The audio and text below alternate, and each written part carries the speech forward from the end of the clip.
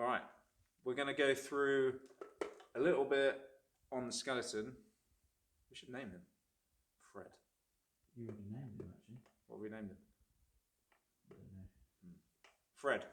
Can we name him again? Who knows?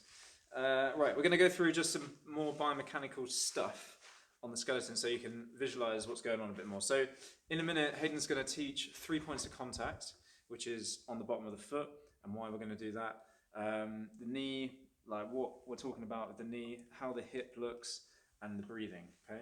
And also a bit more about the spine, because it's quite interesting, the spine. So first of all, the squat movement starts at the foot, really. So in a minute, you're going to get taught how to do 3 points of contact. Really, really important, and it stops anything going wrong up the chain, okay? So it stabilizes your foot. You should have an arch in your foot, okay? If your arch is flat, there's something you can work on. You can actually strengthen your foot to bring that arch back up. And especially important for running and things like that. Should have some ankle range here, and we should have a knee that works like a hinge, okay? The hinge joint, it doesn't do that, okay? You can see that that's going to be a problem for your knee. Okay, so if your knee is coming in like this, then it's a bit of an issue, all right? So that's really what I wanted to point out here. And the hip is a ball and socket joint, so this is a little bit more mobile. It's got a little bit more range of motion than some of these other joints. It goes all over the place. Okay, so again, if your hip is really, really stiff and you need to work on getting this moving, then do some work around this. Your core, there's not really much here, is there? There's no bones here, it's just muscle, and you're going to need to know how to embrace and engage this. Okay, so if you're squatting on your muscle joints, then you're asking for some injuries. So we want to brace all of this and support the bone structure. Oh, nearly lost a leg. We're going to talk about breathing. Okay, you've got all this space in here that we're going to fill up with air. We're going to push into the back of your ribs, up into your chest and into your belly.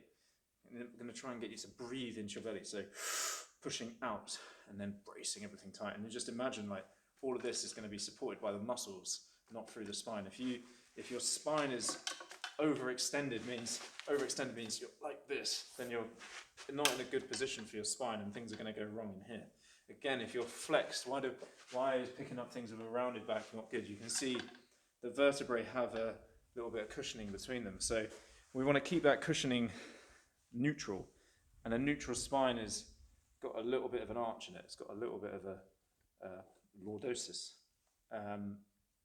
We don't want to try and flatten that as we squat, because that's going to cause us problems as well. The nerves go right the way up in your spine, all the way up to your head.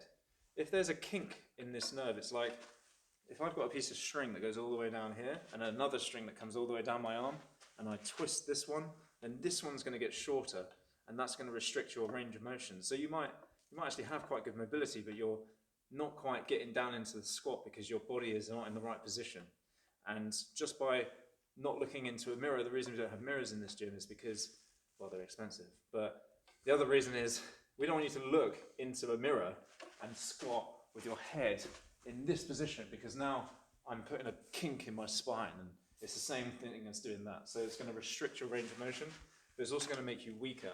And that's just the way your nervous system works. It needs to be aligned to be in a strong position. So if you've got a kink in here or a kink here and whatever, like, you're going to feel weaker, and there's a few cool things that you can do to test that. I think that's all we need to go through on the skeleton.